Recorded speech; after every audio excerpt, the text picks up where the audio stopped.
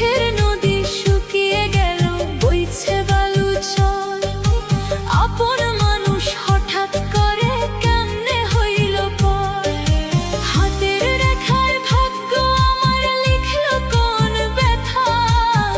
চোখের জলে ডুবে গেছে বুকের সবই কথা।